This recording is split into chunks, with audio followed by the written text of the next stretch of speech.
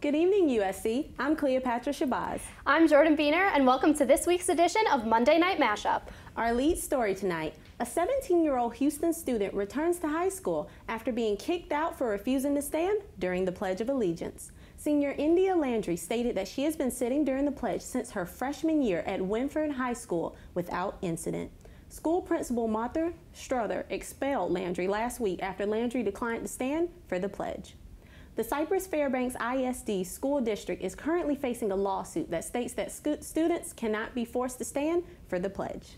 Jason Aldean opened Saturday Night Live this past weekend. His performance honored the victims of the Las Vegas shooting, as well as Tom Petty, who died earlier last week. Aldean performed the Tom Petty song, "I Won't Back Down." Before his performance, Aldean addressed the crowd and those watching at home, stating, "This week we witnessed one of the greatest tragedies in American history. Like everyone, I'm struggling to understand what happened that night and how to pick up the pieces and start to heal." And of course, Aldean wrapped up his set by saying the series' iconic catchphrase, "Live from New York, it's Saturday night." Now we will have Mercy Myers with weather, followed by Jack Taylor with sports.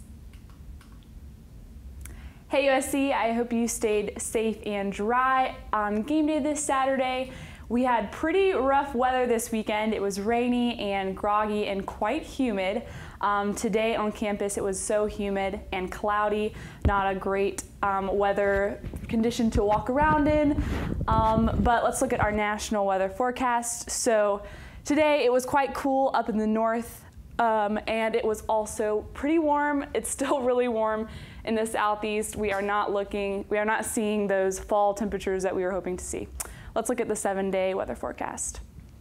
So today was Columbus Day, and as I said, it was quite warm, 89, and it was raining in the morning and afternoon. It cleared up finally near the evening. It looks like that terrible rainy weather will follow us until Thursday, high 80s. The fair will begin on Wednesday. Hopefully it won't be raining if you go to the fair. And hopefully by the weekend it'll clear up, but still high 80s. Hopefully we'll see some cooler temperatures as October progresses. After the break, we'll have Jack Taylor with sports. The South Carolina Gamecocks defeated the Arkansas Razorbacks 48-26 this past Saturday. The Gamecocks amassed a 26-point score differential thanks to the explosive play from their defense, who had 4 takeaways and 3 touchdowns. Linebacker Sky Moore and defensive back Keshawn Nixon each came away with a pick 6. TJ Brunson was also able to recover a fumble and take it to the house. On the other side of the ball, sophomore quarterback Jake Bentley threw for just under 200 yards and was responsible for 3 touchdowns.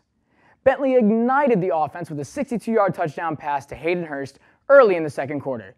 That touchdown pass placed Hurst in the history books as he became the 3rd Gamecock tight end to eclipse 1,000 career receiving yards.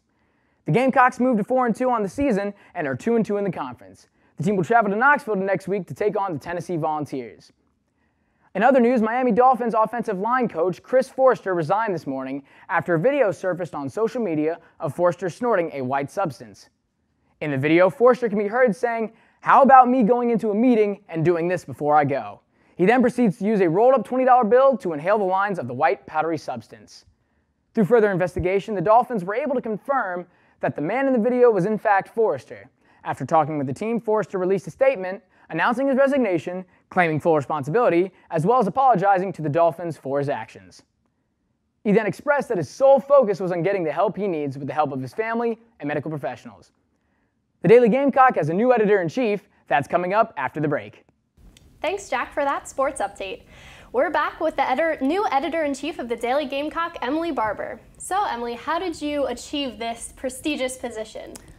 Well, it's a little funny. I've done this job before.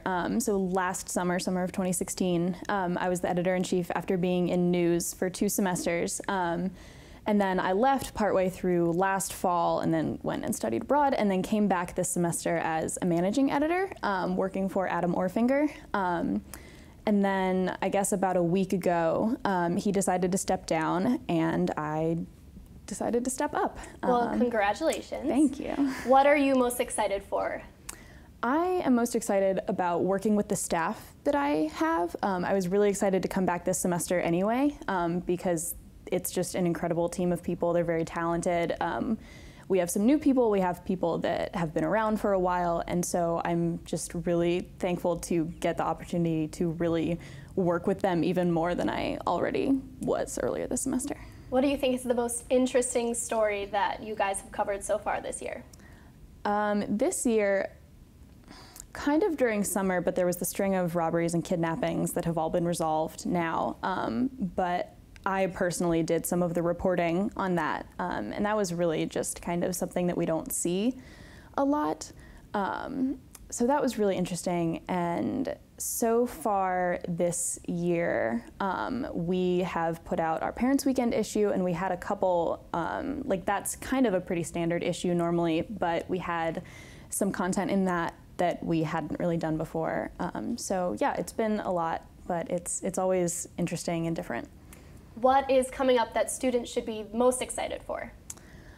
Well, we have a basketball special issue that will come out around early November, so we've got a while for that. But we always try to do something a little bit Halloween themed, so in a couple weeks that will be happening. And that's always fun because it gives us a chance to be a little more playful, especially in the news section. Coming from news, I know that it can be a little bit sort of not mechanical sometimes, but it can get a little stiff sometimes if you're just covering event after event. And so holidays give us a chance to kind of loosen up and have some more fun with it. That's great. What do you think is the best way for students to stay involved with the Daily Gamecock publications?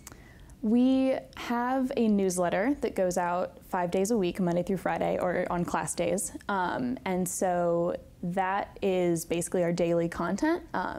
We still call ourselves the Daily Gamecock, even though we only print twice a week because we're putting out content every day. So there's our newsletter, which you can subscribe to on our website. And then we have our Twitter is really active, Facebook, Instagram, really all of our social media. We have a good social media team, and so they do a good job of keeping people informed regularly. Well, thank you so much for coming on the show.